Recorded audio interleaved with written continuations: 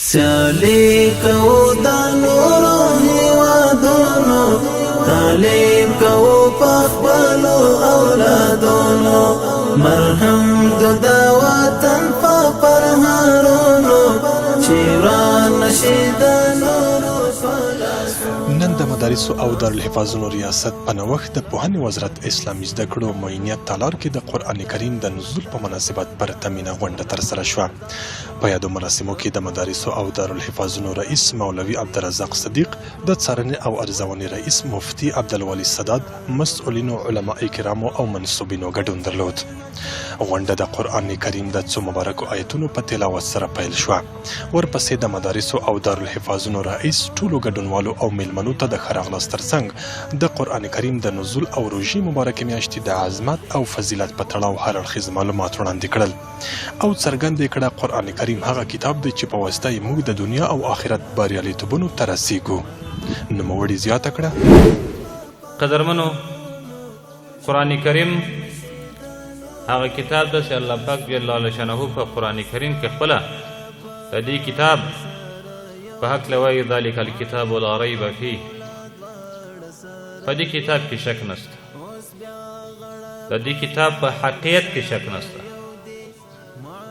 که چا د قرآن کریم په حقیقت کې شبهه پیدا کړله، هغه له دین او له ایمان څخه وځي. د دې کتاب په دې کې شک نشته چې هادي ده، هدى للمتقین، هادي ده. د قرآن کریم په دې کې شک نشته چې ناسخ د نورو کتابونو لپاره. کوم آسماني کتابونه چې د قرآن کریم مخته راغلي دي، کوم وخت د قرآن کریم راغلی، نور کتابونه ورباندې نسخ شول. په دې کې د قرآن کریم شک نشته. د قرآن کریم په دې کې شک نشته چې دا هغه یوازینۍ رسۍ د رب متعال ده چې الله پاک یې واعتصموا بحبل الله.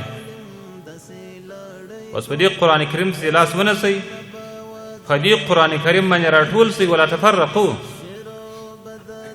که مو له قرآن کریم څخه یوې بلې خوا ته لار انتخاب کړه، دا د تفرق لار ده. یوازینۍ هغه محل د اجتماع، یوازینۍ هغه چې ما ورته ورباندې لاس نوسته او ټول په دې لاس نیولو د هلاکت له حالاتو څخه راګرځېدی او محفوظېدی چې هغه قرآن کریم ده. دغه راز د پوهنې وزارت د څارنې او ارزونې رئیس مفتي عبدالولي سداد د قرآن کریم د نزول په هکله تفصیلي خبرې وکړي او په دغه عظیم کلام باندې پر بشپړ عمل کولو ټینګار وکړ. د یادو مراسمو پر مهال یو شمېر جهیدو قاري صاحبانو د قرآن کریم د تجوید او قرائت په اړه معلومات وړاندې کړل او په خپلو ښکلو طلایي غږونو سره یې د قرآن کریم مبارک آیتونو تلاوت کړل چې ورسره د دغه محفل فضا لا پسې ښکلې او رنګینه شوه. دغه مهم مراسم په مبارکې دعایې سره پای ته ورسېدل. عارف نسل نورا رونق میهن کنم نوریا افغان زمین است مرکز علم و هنر، از معارف سرزمینم چون گلی سوسن کنم.